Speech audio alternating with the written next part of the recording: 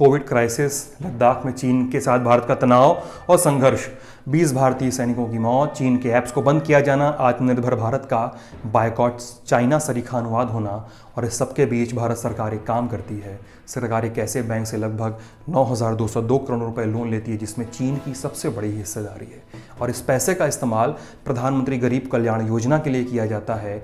Corona से लड़ने के लिए राज्यों को यह पैसा दिया जाता है, और कांग्रेस इसे लेकर मोदी सरकार पर हमलावर है, और हम आपको पूरी कहानी बताएंगे। सबसे पहले बात, ये जानकारी सामने कैसे आई? सरकार ने खुद ही बताया। भाजपा सांसद सुनील कुमार सिंह और पीपी चौधरी ने सरकार से सवाल किए थे लोकसभा में। जवाब दिया वित्त राज्य मंत्री अनुराग ठाकुर ने।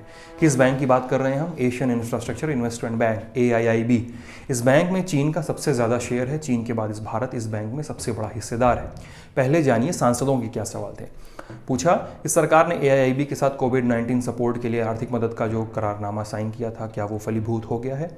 अगर ऐसा है तो इस दिशा में क्या प्रगति हुई और कितने पैसे मिले, इस सब की जानकारी मुहैया कराएं। किस मद में इस पैसे को खर्च किया जा रहा है, उसका विवरण दीजिए। और क्या इस फंड में से राज्यों को हिस्सा दिया गया है, और अगर हाँ तो उसका विवरण दें। अब जानिए अनुराग ठाकुर का जवाब। भारत सरकार ने AIIB के साथ 2 लोन अग्रीमेंट साइन किए हैं। पहला लोन अग्रीमेंट 8 मई को साइन किया गया था, जो $500 मिलियन का था, और दूसरा 19 जून को, जो $750 मिलियन का था।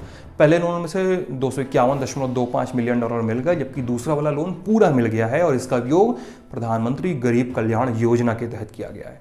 अब इन दोनों राशियों को जोड़कर रुपए में हम लोग कन्वर्ट करें अगर, तो अमाउंट बनता है 9,202 करोड़ रुपए। कांग्रेस का क्या कहना है? लोन के लिए करार जिन तारीखों पर साइन किए गए वे अहम है। मसलन 8 मई को पहला लोन साइन किया, यानी ये वो समय था जब भारत और चीन की सेनाओं के बीच लद्दाख में स्टैंड ऑफ की खबरें आने लगी थी।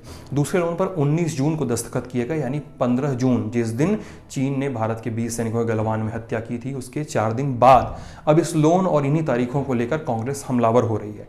पार्लियामेंट हाउस कॉम्प्लेक्स के बाहर पत्रकारों को संबोधित करते हुए कांग्रेस प्रवक्ता पवन खेड़ा ने कहा कि 19 जून देश के इतिहास में काला दिन है। इस दिन देश के प्रधानमंत्री ने देश से झूठ बोला। उन्होंने न सिर्फ चीन को क्लीन चिट दी, बल्कि इसी दिन चीन में मौजूद बैंक से लोन का करार भी साइन किया। तब तक हमारे 20 सैनिक चीनी सेना के साथ संघर्ष में अपनी जान गंवा चुके थे। राहुल गांधी ने भी क्रोनोलॉजी समझाते हुए ट्वीट किया। अब बात इस बैंक की। AIIB में चीन की हिस्सेदारी लगभग 26.61% है। भारत की हिस्सेदारी 7.6%। AIIB का प्रस्ताव सबसे पहले 2013 में चीन के राष्ट्रपति शी जिनपिंग की तरफ से दिया गया था। मकसद था एशियाई देशों को वर्ल्ड बैंक और इंटरनेशनल मॉनेटरी फंड यानी IMF की सहायता के बिना इंफ्रास्ट्रक्चर डेवलपमेंट के लिए मदद मिल सके।